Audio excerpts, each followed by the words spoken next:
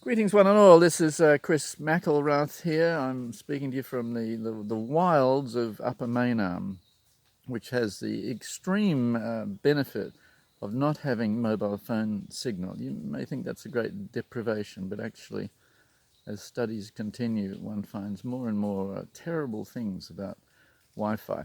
So, the state of the world. There are, as many people know, 200 species per day becoming extinct.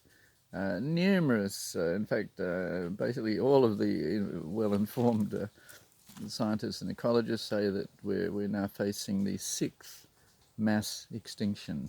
The last one being the dinosaurs, when some big meteorite hit the Earth and created so much dust that it obscured the sun and prevented the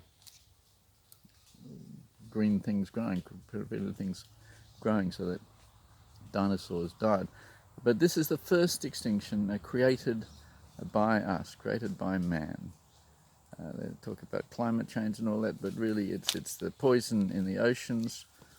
There's flame retardant in most fish.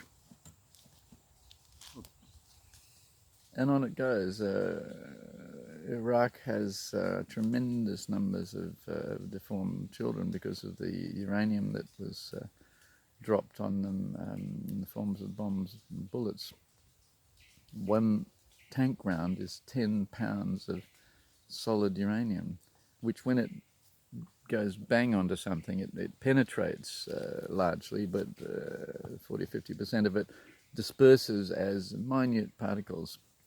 Anyway, so we're on a planet, Earth actually, in case you're watching this from some distant place, where it has been quite a wonderful paradise for a very long time, and now it is starting to get pretty weird and pretty kind of unlivable. There's still a lot of people living here, but the oceans have, did I mention, 60% less mammals, birds and fish on the earth and the sea.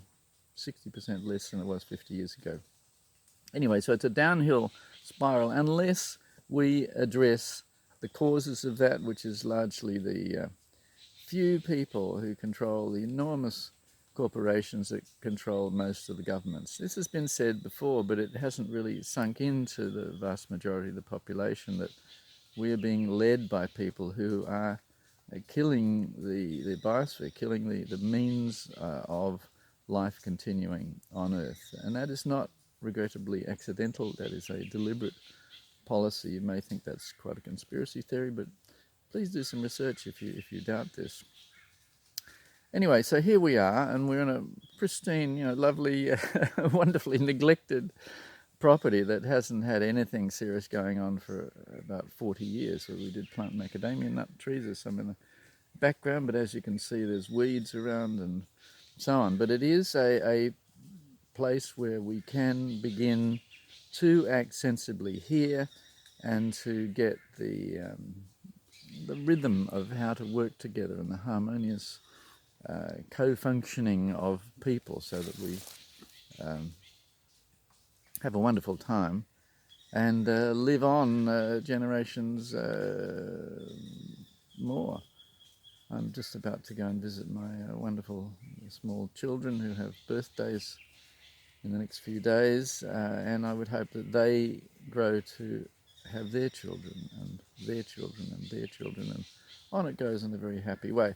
So we're designing at this moment how that can be, how we can have a different way of living, a different way that people are happy and it's sustainable, it can continue. So, having got that far, what are the specifics of how this can be done? Well, one obvious thing is the money system, which is currently quite fraudulent. You might see $1,000 in your bank account or something, but that is only just digital images. There's not actually $1,000 notes, piled up in some cubby hole with your name on it.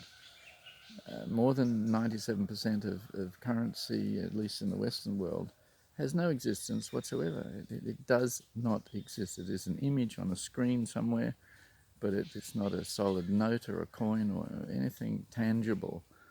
It's just an illusion. It's an illusion created by the people who have that power to create those illusions. The standard drawing rights, I think it is something like that, where a few countries can, and the few people who control those countries, obviously, which is never the president or the prime minister, it's just a group behind them, business people. They create any number of dollars, yen, euros, whatever it is they wish to do as a control mechanism. Anyway, without getting bored in all that stuff, we can grow our own food, we can make our own clothing, we can make our own shelters, and do everything to make each other happy and live wonderfully. So we do have a small audience here. Any suggestions as to what topics might be of interest to anyone who might be watching this? I like you to talk about money. I think it's a really important issue that influences and permeates every part of our challenged system, our survival challenged system. I think it'd be important to talk about the environment. I think it'd be important to talk about human culture. I think it'd be important to talk about cities and country living. I think it'd be important to talk about the relationship between... Hi, how you doing? I think it'd be important to talk about the relationship between man and woman and how our culture wants to present that in future, how they want it to be, what the relationship between man and woman is, how the family will be structured, how one, under what ideal system would you facilitate people to work, produce and share?